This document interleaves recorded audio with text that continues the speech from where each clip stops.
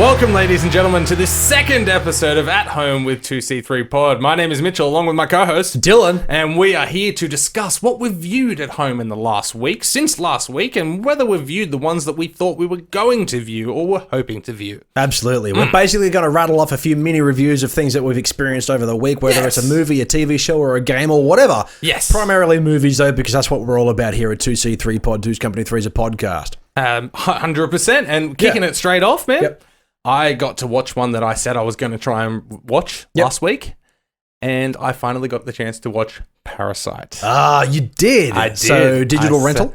Digital rental, yes, thanks to my Fetch TV movie store. Oh, excellent. Yes. Very good. Now, Parasite. I'm not. Everybody's heard about Parasite, and this isn't gonna. I could spend 10 minutes trying to review this film. Yep. It is bonkers. Okay. It is absolutely bonkers. And even though I see why it won all the awards, it's still so hard to imagine how this film pulled it off. Okay. Because it's so obscure, and it's a movie that you and I, whether it's English, South Korean, whatever, will love. Right. And I did love it. It was fantastic. But it's still just so hard to fathom the thought that the Academy gave this Best Picture. Yeah, so it's insane. So what everybody's saying about this film is true, that somehow this foreign film, essentially, like non-English speaking language film, pulled off an amazing feat of cinema. It did. And that's the thing. And then you watch the film and you're like, man, that's insane. Because to me, I was getting like Fight Club-esque vibes. Really? Yeah, okay. like there's some dirty vibes about this film, and all in such a good way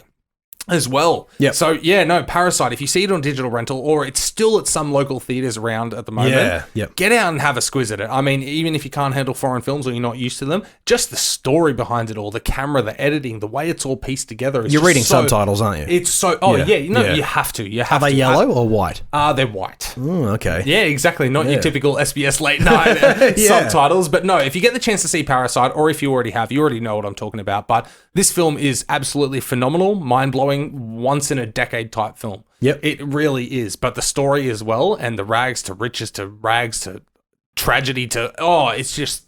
Yeah, all about this film. The deception of the family, joining the family, the trickery, and the zero having what's a conscience about what they're doing to other people. Yeah. Like they will throw anyone under the bus to get ahead, and it's a phenomenal story, really. Parasite, obviously, it's won all the awards. I'm late to the party, but it's worth your time, 100%. Yeah, absolutely. I'm still yet to throw a few dollars at to watch it, but I'm still certainly keen. When you do, it's worth every penny. Yes, absolutely. Well, I got the privilege to watch an amazing film this week, which is on my great list. Okay. A film which is obviously just like Parasite, but not as well regarded, but a very high regarded film that's gone out.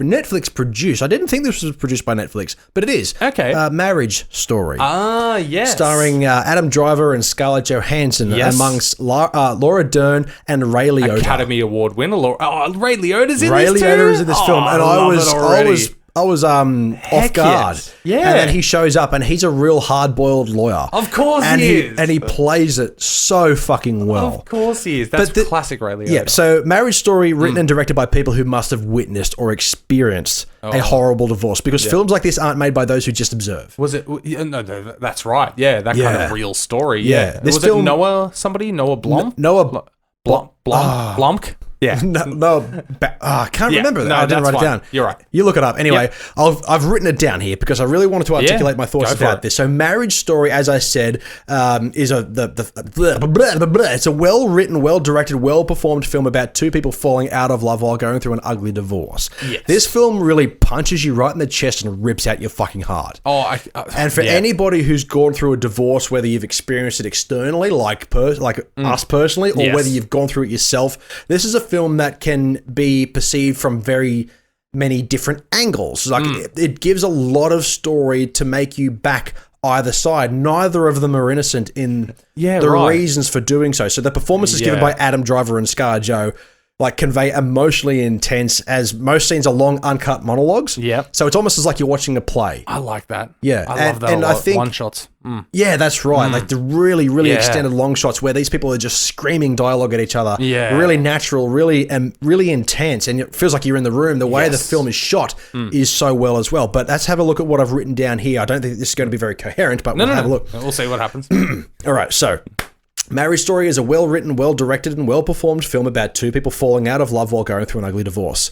Scarlett Johansson plays a woman/mother who feels like she gave up her own world to join her husband's world as she moves away from the possibility of starring in major motion pictures to work in theatre. Okay. So Adam Driver's character is essentially he owns a theatre company and he writes and directs his own plays and he meets a woman and who started... She has dreams of the big screen? Well, she starred in a film, not to spoil too much, this is not going to give too much of a spoiler, but she starred in a film where her career could have taken off, but then she was then known as that actress. Ah, right. So like a Black Widow type character, yeah. More like not another teen movie, but you'll get that if you watch it.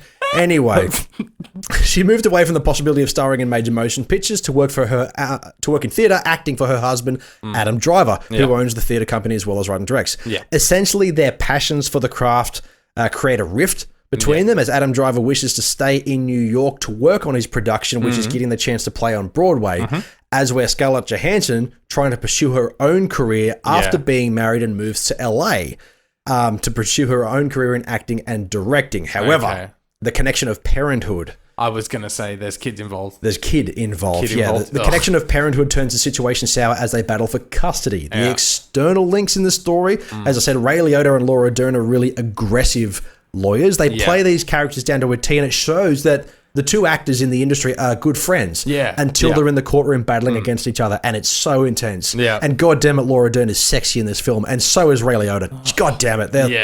They're aging like fine fucking wine. He's a stud. But as I said, the story's written so you understand both sides. You can't build a preference. Adam Driver, his character, struggling father, tends to his child. His father, the child tends to favor the mother more. He's trying to prove that he's a good husband, good father, but there's that rift there, and man, this film is hard-hitting. I had a lot to say about this because this is a magnificent piece of cinema. There's a reason it was nominated and won multiple awards at multiple different award shows. So and this one has been one on the watch list as Parasite was, and it wasn't on my to watch list this week, but the way you just described it, I kind of feel like crying like a bitch this week because I know it's going to hit me and I feel something chronic.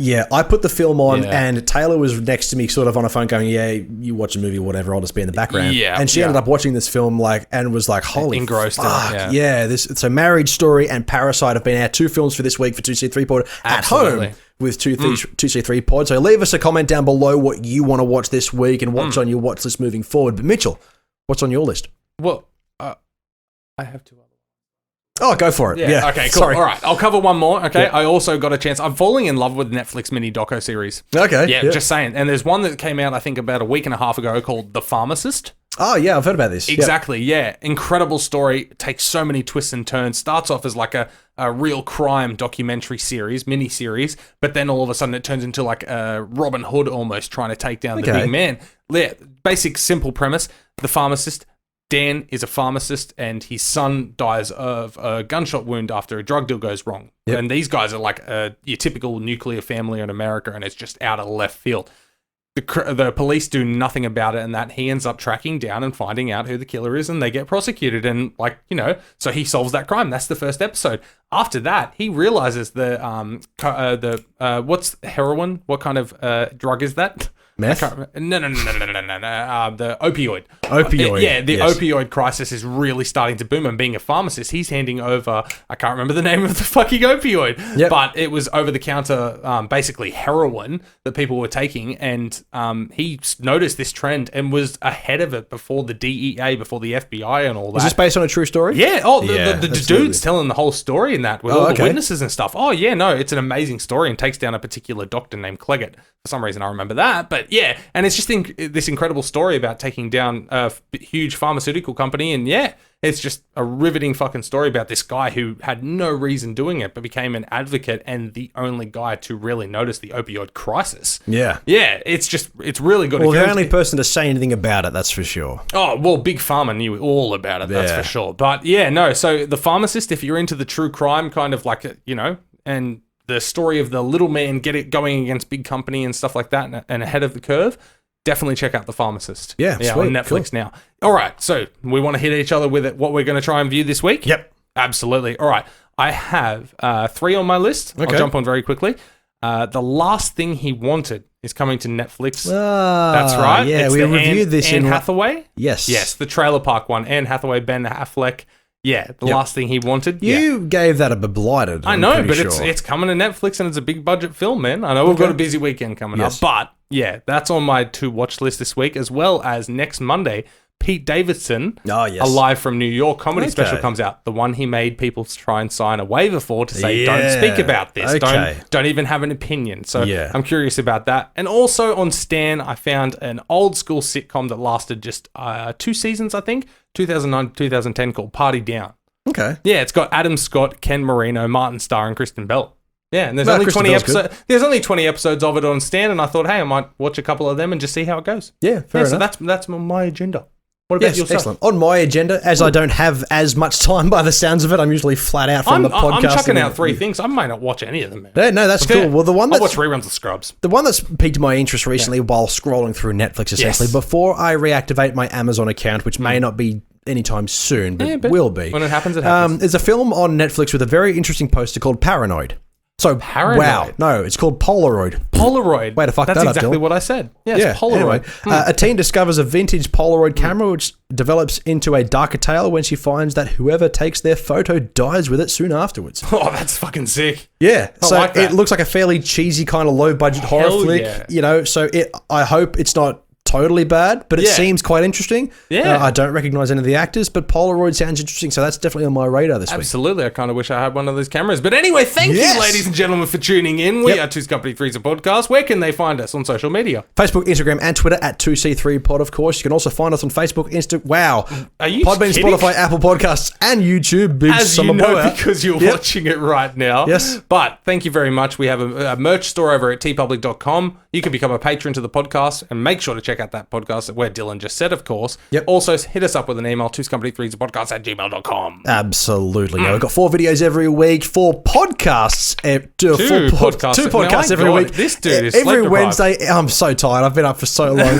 Every Wednesday and every Friday. Feel free to check us out, of course. But thank you, everybody, for watching. This has been At Home with 2c3pod. It has. My name is Mitchell, along with my co-host, Dylan. And don't forget, we are 2's Company, but you are the podcast. Thanks for tuning into that video by 2's Company 3's Podcast. Don't be sad though, there's plenty more where that came from. Another cheeky video right there. Maybe even hit that subscribe button and ring that bell. Or, if you don't like our faces, check us out on Podbean, Spotify, Apple Podcasts, or YouTube. God damn it. Man, you're a mess. I'm struggling this